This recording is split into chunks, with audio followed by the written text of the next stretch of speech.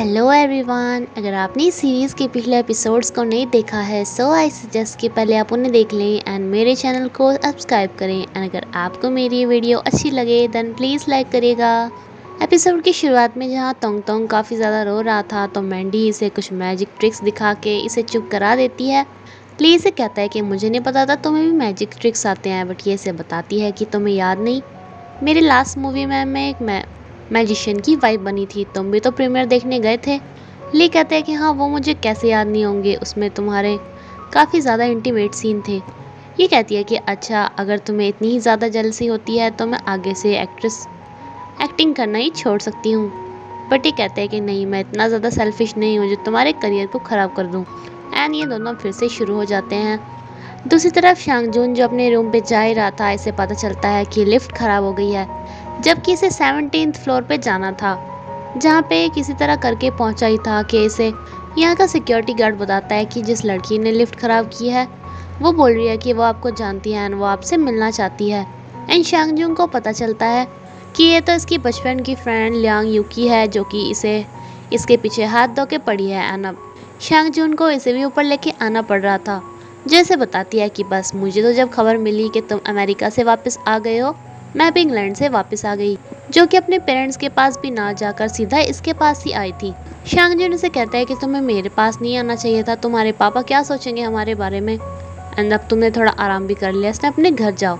But ये तो पूरा प्लान बना के आई थी क्या, तो शांगजून के साथ ही सोएगी, लेकिन ये इसे अपना रूम बंद करके अंदर सो जाता है। लेकिन ये तो फिर भी रात को इसके रूम पे आके इसे ही निहारे जा रही थी। नेक्स्ट डे जब ये उठती है तो शांगजून इसके लिए लेटर छोड़ के गया था कि मैं तो अपनी बिजनेस ट्रिप के लिए जा रहा हूँ जो कि बहुत दिनों में आऊँगा, इसलिए तुम अपनी पेरेंट्स के पास चले जाओ, जो कि सिर्फ इससे पीछा छुड़ाने का बहाना था। तभी वोतोंग इसे बताती है कि ली ने मुझे पता नहीं क्यों बुलाया है और कहा है कि मैं ये बात तुम्हें ना बताऊं, यानी कि अपने वकील को। ये कहता है कि शायद वो तुमसे विजिटिंग राइट्स के बारे में बात करें, वो अपील करना चाहता हो, बट हाँ तुम सोच समझ के बात करना उससे, कभी वो तुम्हारी कोई रिकॉर्डिंग कर ले। लेकिन यहाँ पे आके इसे पता चलता है कि ली ने तो इसे इसके बेटे से मिलवाने के लिए बुलाया था। वो तोंग इसे कहती है कि इसे सिर्फ 2 राइड्स झूलने को मिलेंगी, जिसपे बहुत ज़्यादा खुश हो जाता है। इस पे ली से ताना देता है कि जब उसे यहाँ पे इतना ज़्यादा पसंद है फिर भी तुम यहाँ पे उसे इतना कम लेके आती हो, इसलिए ये मेरे साथ ही सही है। वो तोंग इसे कहती है कि बच्चे के लिए मॉम का प्यार भी इतना ही ज़रूरी होता है जितना पापा का। तो इसे कहता है कि अच्छा अगर दोनों का प्यार इतना ज़रूरी था तो तुमने 4 साल से मुझे क्यों नहीं बताया था।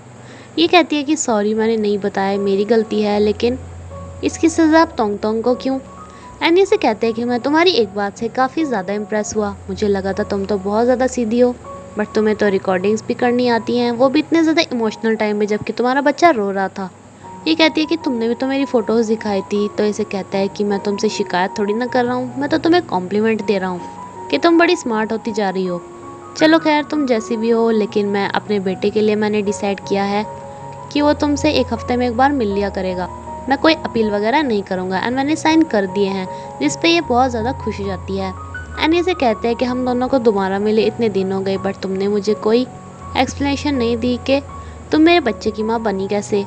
तो इसे बताती है कि जब इनकी कंपनी में पार्टी का टाइम था, क्योंकि ली ने एक बड़ी कंपनी शांग कंपनी को बड़ी बुरी तरह से हरा दिया था, बट फिर भी ली आज काफ़ी ज़्यादा सैड होकर बहुत ही ज़्यादा ड्रिंक किए जा रहा था।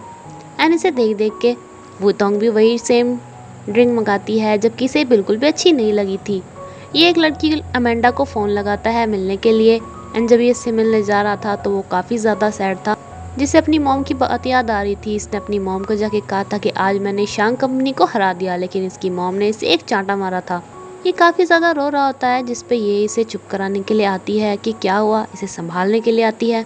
लेकिन ये इसे बोलने लगता है कि अमांडा तुम मुझे छोड़ के मत जाना, तुम तो मुझसे प्यार करती हो ना। एंड ये शुरू हो जाता है।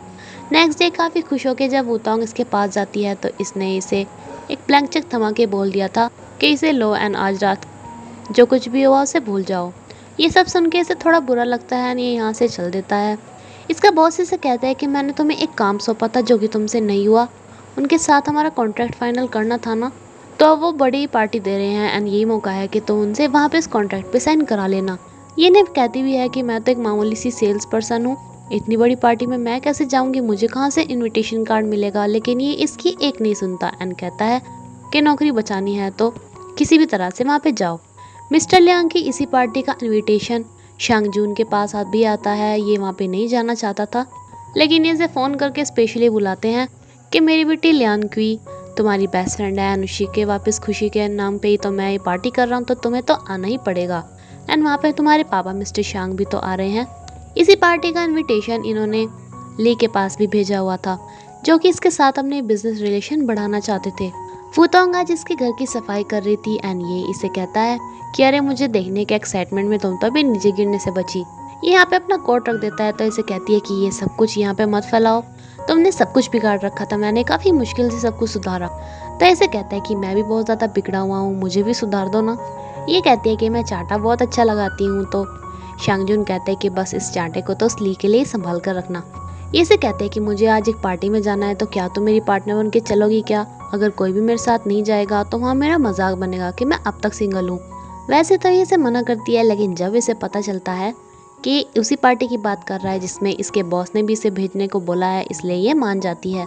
लेकिन तभी इसे ली मिलने के लिए बुलाता है। ये इसके घर जाने पे मना करती है, तो ली कहता है कि अपने बेटे को नहीं देखना क्या? ली ने तो इसे डिनर पे बुलाया था, लेकिन इसकी मॉम से देख के कहती है कि ये यहाँ पर कैसे आ गई। ली ने बताता है कि इसने विजिटिंग राइट्स जीत लिया है, इसलिए कभी भी तोंग तोंग को देखने आ सकती है। जिस पे ये इसे बात करने के लिए प्राइवेट में बुलाती है एंड इसे कहती है कि मुझे पता है तुमने ये सब पैसों के लिए किया होगा, पैसों के लिए तुमने जानबूझकर उस दिन ली को बताया कि ये ली का बेटा है, इसलिए ये चेक पकड़ो, तुम अब्रॉड चले जाओ, वहाँ जाके अच्छी पढ़ाई कर लेना, लेकिन बस यहाँ से चले जाओ। बट ये इन्हें मना कर देती है कि चाहे तुम अपनी पूरी कंपनी मेरे नाम कर दो, लेकिन मुझे सिर्फ अपना बेटा चाहिए एंड मैं उसे छोड़ के कहीं नहीं जाऊंगी। वापस आने पे ली से कहता है कि सॉरी, मुझे नहीं पता था कि तुम्हें यहाँ के सबसे पहले मम्मी के वो कड़वे वचन सुनने पड़ेंगे। बट ये कहती है कि मैं इस सब के लिए तैयार होकर ही आई थी। घर आने पे ये देखती है कि शांग जून ने इसके लिए ड्रेस भिजवाई है, जिसपे इसे मैसेज करती है कि शायद तुम्हें लड़कियों को ड्रेस भिजवाना काफ़ी पसंद है, ये तुम्हारी दूसरी ड्रेस हो गई है मेरे पास। ये सिर्फ रिप्लाई करता है कि बस मैं अपनी इस फीमेल फ्रेंड की हेल्प करना चाहता हूँ एंड उसकी केयर करना चाहता हूँ। नाउ पार्टी में जहाँ मैंडी के साथ आता है, तो ये आता है वूतोंग के साथ, जिसे सभी देख रहे थे कि अरे ये तो वही है ली के बच्चे की मॉम। ली से कहते हैं कि तुम यहाँ पे क्यों आई हो, तो इसे बताता है कि आज ही मेरी पार्टनर बन के इस पार्टी में आई है। यहाँ पे सभी बात कर रहे होते हैं कि आज तो मिस्टर शांग भी यहाँ पर आएंगे, जो कि बहुत दिनों से किसी ने भी नहीं देखे, जिसमें दोनों एक दूसरे को घूर रहे थे।